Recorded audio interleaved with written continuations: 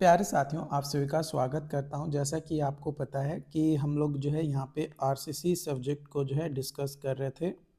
तो इस RCC subject में हम आगे डिस्कस करेंगे और बात करेंगे कि जो टी बीम होता है उसमें रेनफोर्समेंट स्टील कितना प्रोवाइड करते हैं।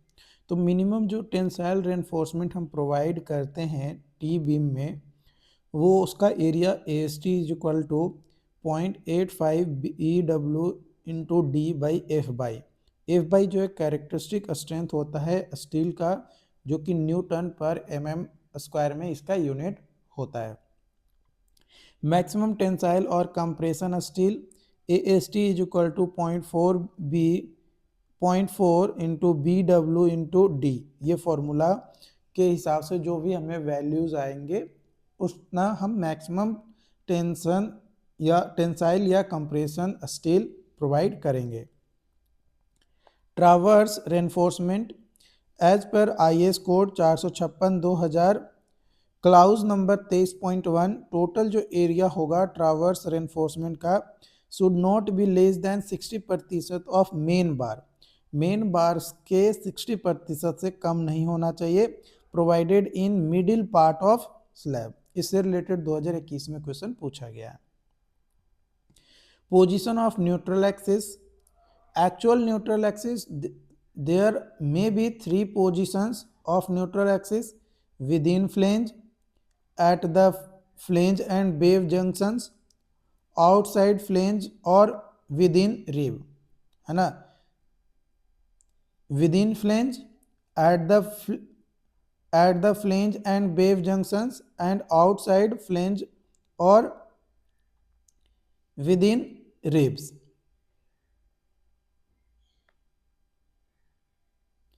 केस 1, जब न्यूट्रल एक्सिस जो है हमारा फ्लेंज सेक्शन में होगा तो एक्स ए लेस देन होगा डीएफ से। अब देखो ये हमारा जो है डीएफ है ना, ये हमारा न्यूट्रल एक्सिस है, ठीक है। और ये जो पोर्शन है ये हो गया एक्स ए, ये हो गया सिग्मा सी बी सी, यहाँ पे हो गया ए एस टी, ये हो गया बी, ये हो गया d minus x A by 3, यहां तक, ठीक है। तो उस केस में b F into x a square by 2 is equal to M into A S T into D minus x ए, ये फॉर्मूला यूज करेंगे। और जब न्यूट्रल एक्सिस वेव में होगा तो एक्स ए जो है बड़ा होगा डी एफ से, तो B F into D F into x A minus D F by 2 is equal to M into A S T into D minus x ए, ये फॉर्मूला यूज करेंगे। और केस 3, जब न्यूट्रल एक्सिस जो है वो bottom line of the flange होगा तो X A is equal to D F, जहाँ पे हमारा B effective into D F का square by 2 is equal to M A S T into D minus D F, या फिर B F into x A का square by 2 is equal to M into A S T into D minus x ए, ये हमारा हो जाएगा। Critical neutral axis, critical neutral axis ये आपका T beam हो गया कुछ इस तरीके से, ठीक है। यहाँ पे रेनफोर्समेंट प्रोवाइड किए, ये जो है डेप्थ हो गया, ठीक है। ये आपका विड्थ हो गया फ्लेंज का, ये डेप्थ हो गया हमारा फ्लेंज का, ठीक है। तो इस पे स्ट्रेस हमारा कुछ इस तरीके से पड़ेगा, ठीक है। ये C1 हो गया, ये C हो गया, ये C2 हो गया, ये हमारा Z1 हो गया, ये Z2 हो गया। यहाँ पे x A minus D F हो गया, ये आपका जो है एक्स ए हो गया। तो X C is equal to M sigma C B C by M sigma C B C plus sigma S T into D. Calculation of moment of resistance, if X A is equal to X C, section जो है balanced होगा तो M R is equal to B F into X C into sigma C B C by 2 into D minus X C by 3। और X A जो है बड़ा हो x सी से तो सेक्शन जो है ओवर रेनफोर्स्ड होगा। M R is equal to B F into x A into sigma C B C by 2 into D minus X by 3। और अगर सिग्मा एक्स सी जो है बड़ा हो जाए, सिग्मा एक्स मतलब एक्स ए जो है छोटा हो जाए एक्स सी से तो अंडर रेनफोर्स्ड होगा, और एक्स ए जो है बड़ा है एक्स सी से तो ओवर रेनफोर्स्ड हो जाएगा। तो अंडर रेनफोर्स्ड में M R is equal to sigma S T into D minus x A by 3, ये हमारा जो है यहाँ पे हो जाएगा। नोट पॉइंट आपको ध्यान रखना है कि in designing of T beam reverse और इनडायरेक्ट मेथड इज यूज्ड, है ना, रिवर्स और इनडायरेक्ट मेथड जो है यूज करेंगे। Compressive stress induced at bottom end of flange is sigma dash C B is equal to X A minus D F by X into sigma C B, ये हमारा आ जाएगा। जब neutral axis जो है लाई करेगा फ्लेंज में, है ना, जब न्यूट्रल एक्सिस जो है लाई करेगा फ्लेंज में, देन टी बीम जो है बिहेव करेगा एज ए रेक्टेंगुलर बीम, है ना, टी बीम जो है बिहेव करेगा as a rectangular beam of a width equal to its flange, है ना, width equal to its flange, जो कि आपका 19, 17 और 20 में क्वेश्चन जो है आपका पूछा गया है। Thickness of flange of T beam of ribbed slab assumed as thickness of concrete topping at T beam ideal and economical, है ना, at T beam is called ideal और इकोनॉमिकल अगर हमारा न्यूट्रल एक्सिस जो है टी सेक्शन का वो पास करेगा हमारा रिब के थ्रू। तब जो टी बीम है वो इकोनॉमिकल होता है over rectangular beam, T beam जो है इकोनॉमिकल होता है over rectangular beam. T beam जो है रिड्यूस करता है कंक्रीट वॉल्यूम और वेट ऑफ बीम को, है ना, टी बीम जो है रिड्यूस करता है कंक्रीट वॉल्यूम और वेट ऑफ बीम को। इन टी बीम जो विड्थ होता है रिब का वो इक्वल होता है हमारा width of beam in tensile zone के। Side face reinforcement SFR in T beam, side face reinforcement जो है प्रोवाइड किया जाता है along the two face of beam section to take into consideration the crack width limitations and lateral buckling of wave in beam। According to IS 456/2000 जो side face reinforcement होता है वो provide किया जाता है as when beam is subjected to torsion depth of beam greater than 450 mm and when beam is not subjected to torsion then depth of beam जो है greater than 750 mm। इससे रिलेटेड 2022 में क्वेश्चन पूछा गया है। तो जो टोटल एरिया होगा साइड फेस रेनफोर्समेंट का should not be less than 0.1% of web area equally distributed on both face, है ना, इक्वली डिस्ट्रीब्यूटेड होता है दोनों ही साइड पे, उससे कम 0.1% से कम नहीं होना चाहिए। Maximum spacing of side face reinforcement, जो मैक्सिमम स्पेसिंग होगा साइड फेस रेनफोर्समेंट का, which ever is less wave thickness और आपका 300 mm, इन दोनों में से जो भी कम वैल्यू देगा वो हमारा कहलाएगा maximum spacing of side face reinforcement. जो इकोनॉमिकल और इफेक्टिव डेप्थ होगा D is equal to square root R into M by sigma S T into J into B W, जहाँ पे R is equal to R T by R C.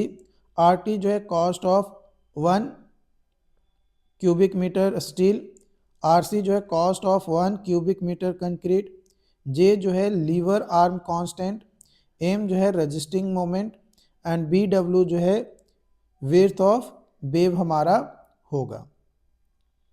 doubly reinforced T-beam, doubly reinforced T-beam, a T-beam in which reinforcement steel bars are provided in compression and tensile zone is called doubly reinforced T-beam.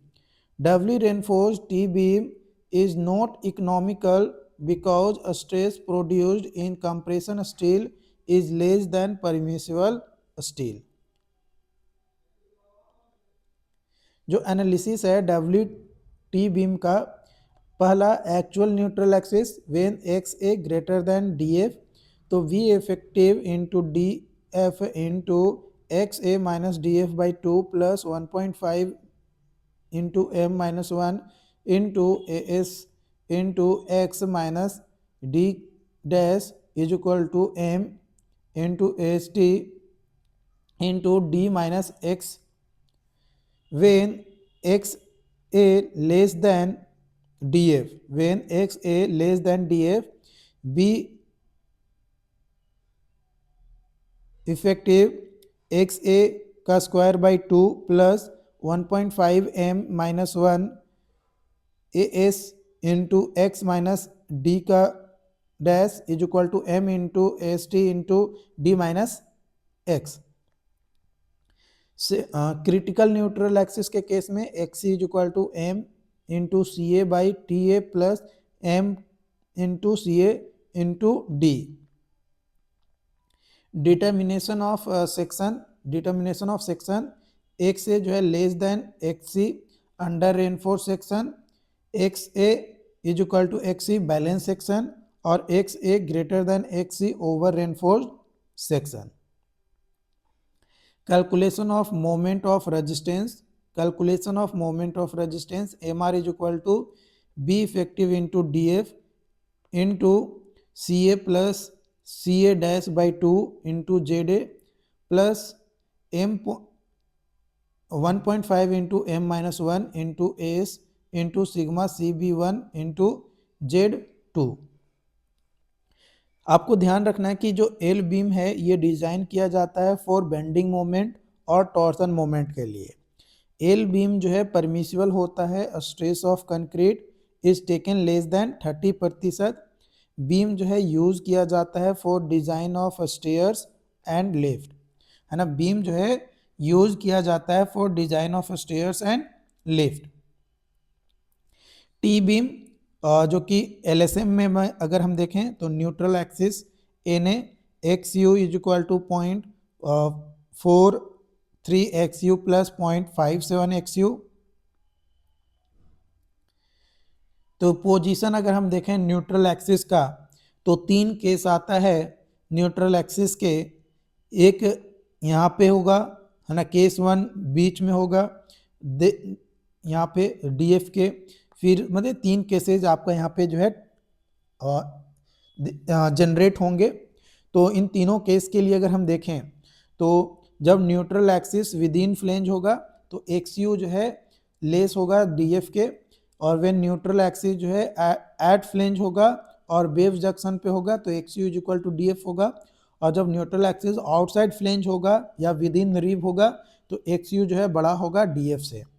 तो जो design compressive stress होता है concrete का वो होता है 0.466 FCK, design tensile stress in steel 0.87 FY and area of steel block 0.36 FCK into XU, ये आपका होता है। NA यानी neutral axis is situated in the flange, है ना, neutral axis is situated in the flange. Depth of neutral axis XU is equal to 0.87 F by AST by 0.36 FCK into BF। XU by D less than XU max by D, जहाँ पे section जो है under reinforced होगा। Moment of resistance MU is equal to 0.87 F by AST into D minus 42 XU, ये आपका हो जाएगा। और अगर XU by D is equal to XU max by D, जहाँ पे सेक्शन बैलेंस होगा तो लिमिटिंग मोमेंट ऑफ रेजिस्टेंस आएंगे M U limiting is equal to 0.36 FCK BF XU max into D minus 0.42 XU max and M U limiting is equal to हो जाएगा 0.87 F by AST D minus 0.42 XU max. अगर हमारा over reinforce section है तो XU by D greater than XU max by D।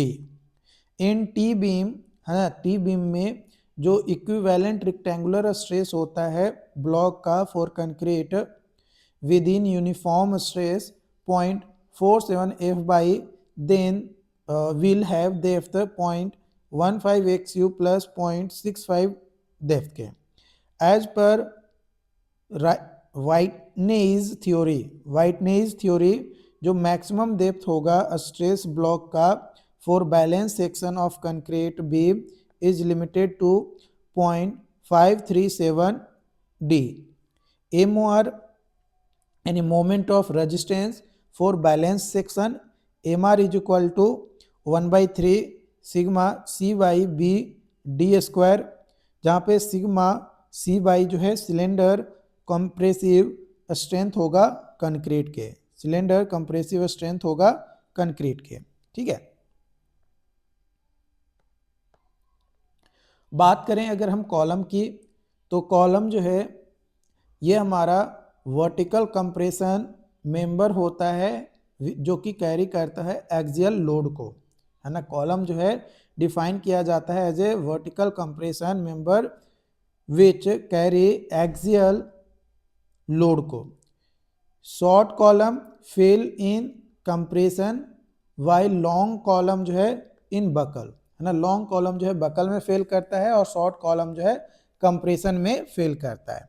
Types अगर हम देखें column की तो बेस्ड ऑन शेप के बेसिस पे अगर हम देखें तो rectangular column, square column, circular column और पॉलीगोन यानी ऑक्टागोनल या हेक्सागोनल कॉलम आपका होता है। बेस्ड ऑन सिलेंडरनेस रेशियो के बेसिस पे देखें तो slenderness ratio of reinforced concrete column is lambda is equal to L effective length of column by least lateral dimension यानी L effective by B minimum. Slenderness ratio and classification of column, pedestal के लिए slenderness ratio less than equal to 3 होता है, long column के लिए slenderness ratio greater than 12 होता है, short column के लिए सिलेंडरनेस रेशियो 3 से 12 के बीच में होता है। जो कॉलम होता है वो सपोर्टेड होता है on all sides throughout its length, then slenderness ratio will be 0। जब कॉलम जो है चारों साइड से सपोर्टेड होता है लेंथ से तो उस कंडीशन में सिलेंडरनेस रेशियो क्या होगा हमारा 0 होगा। क्या होगा? 0 होगा। Based on types of loading, axially loaded column and eccentric loaded column. Based on pattern of lateral reinforcement, tied RCC columns, a spiral RCC column. Minimum eccentricity for rectangular section, E minimum is equal to maximum of L naught by 500 plus B और D by 30 या फिर 20 mm हमारा होता है। For any column if the lateral size B is less than 400 mm, its minimum eccentricity will be more than 0.05 D, है ना। तो उस केस में जो मिनिमम इसेंट्रिसिटी होगा वो 0.05 D से ज़्यादा होगा।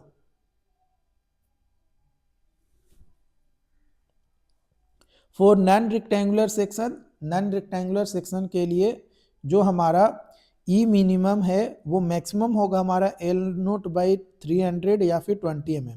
इन दोनों में से जो भी मैक्सिमम वैल्यू हमें देगा वो हमारा हो जाएगा। बी जो है वो लीस्ट लैटरल डायमेंशन होता है और L नोट जो है अनसपोर्टेड लेंथ होता है कॉलम का। Minimum eccentric CT should not be less then 20 mm in any case. किसी भी केस में जो मिनिमम इसेंट्रिसिटी है वो 20 mm से कम नहीं होना चाहिए।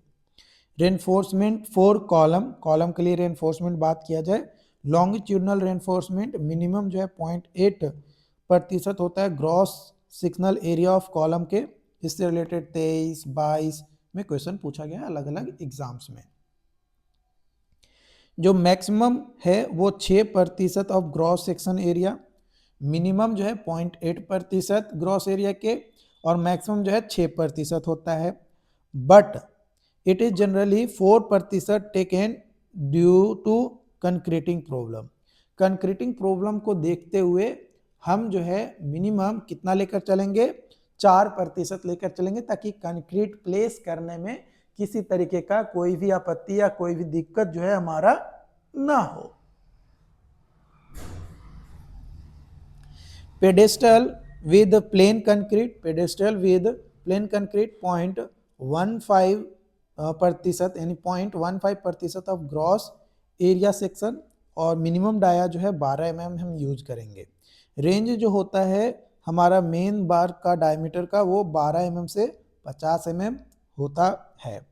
If size of column is reduced above floor, then main bar of column continued up or bend inward at the floor level and stop just below floor level and separate lap bar, है ना। Separate lap बार जो है हम use करेंगे और floor level पे ही जो उसको क्या कर देंगे, स्टॉप कर देंगे। Minimum number of bar in column, minimum number of bar in column, इससे रिलेटेड 22, 19 और 21 में क्वेश्चन पूछा गया है। रेक्टेंगुलर कॉलम के लिए 4, circular column with helical reinforcement के लिए 6, ऑक्टागोनल कॉलम के लिए 8। ये आपका मिनिमम नंबर होता है बार का इन column. Spacing for periphery, spacing for periphery greater than, है ना, नहीं होना चाहिए हमारा 300 mm से, 300 mm से ज़्यादा नहीं होना चाहिए spacing of periphery. Traverse reinforcement का पर्पस होता है अवॉइड करना buckling of longitudinal bars and hold them there in their position to increase resistance of column against shear and torsion. Traverse reinforcement are provided in form of tie bars and helical और spiral bar. Tie bar dia अगर देखें हम तो greater than equal to होना चाहिए maximum of 1/4 into diameter of longitudinal bar या फिर 6 mm। Pitch जो है ये बड़ा या बराबर होना चाहिए minimum of the list lateral dimension या 16 या 300 mm। इन तीनों में से जो भी मिनिमम वैल्यू देगा वो हमारा उससे बड़ा होना चाहिए पिच, या उसके बराबर होना चाहिए, है ना, उससे बड़ा या उसके बराबर हमारा होना चाहिए। 5 जो है लॉन्गिट्यूडनल बार का डायमीटर को रिप्रेजेंट करता है। हेलिकल और स्पाइरल बार डायमीटर जो है बड़ा या बराबर होना चाहिए maximum of 1/4 of diameter of longitudinal bar या फिर 6 mm से। पिच, मैक्सिमम पिच जो है लेस देन होना चाहिए या इक्वल होना चाहिए minimum of core dia by 6 या 75 mm से। इन दोनों में से जो भी मिनिमम वैल्यू देगा उससे भी छोटा होना चाहिए मैक्सिमम पिच। मिनिमम पिच जो है ग्रेटर देन या इक्वल होना चाहिए minimum of 3/5 SP by 25 mm। जो लोड कैरिंग कैपेसिटी होता है स्पाइरल कॉलम का वो ज़्यादा होता है टाई कॉलम के से 5%, है ना, 5% ऑफ द टाई कॉलम से ज़्यादा होता है, जो कि आपका 18, 16 और अलग अलग एग्जाम्स में क्वेश्चन जो है इससे पूछा गया है। Lap length of bar, lap length of बार जो कि ग्रेटर देन नहीं होना चाहिए हमारा 36 mm गुने डायमीटर ऑफ बार से। इफ डाया ऑफ बार जो है ग्रेटर है 36 mm तो वो सुटेबल होगा बेल्डिंग के लिए। किसके लिए बेल्डिंग के लिए 36 mm से ज़्यादा है तो। जो लैप लेंथ है कॉलम का वो इक्वल रखा जाता है to development length, but it should not be less than 24/5। 24/5 से लेस देन नहीं होना चाहिए, बट इक्वल रखते हैं डेवलपमेंट लेंथ के। Lap length L D is equal to 5 sigma S C by 4 tau B D. Lap length in continuous column में lap length देखें तो in continuous column lap length is provided at floor level और beam connections. जो minimum lap length होता है column का for main bars 24/5 and for dowel bars 48/5। Least radius of gyration R minimum is equal to square root I minimum by A, जहाँ पे I minimum जो है list moment of inertia है और A जो है क्रॉस सेक्शनल एरिया है column के। If L effective by R minimum less than 40 है तो शॉर्ट कॉलम है, और L effective by R minimum greater than 40 है तो वो लॉन्ग कॉलम हमारा कहलाएगा। मैक्सिमम अनसपोर्टेड लेंथ, जब लेटरली रिस्ट्रेंड है इंड पे तो एल नॉट ग्रेटर देन नहीं होना चाहिए 60B से, है ना, बड़ा नहीं होना चाहिए 60B से एल नॉट। तो इससे रिलेटेड 23, 22 के अलग अलग एग्जाम्स में कई बार जो है क्वेश्चन इससे रिलेटेड पूछा है। तो देखो आपके जो भी आप एग्जाम्स की तैयारी कर रहे हो उसमें मायने रखता है ये चीज़ें, ठीक है। तो इस पॉइंट्स पे आपको जो है ध्यान रखना है। बाकी आगे चलकर जो भी और अपडेट्स होंगे वो आप लोगों के साथ शेयर किया जाएगा। चैनल पे जो लोग भी पहली बार आए हैं चैनल को सब्सक्राइब जरूर कर लीजिएगा। मिलते हैं नई वीडियो में नई अपडेट के साथ। Thank you so much.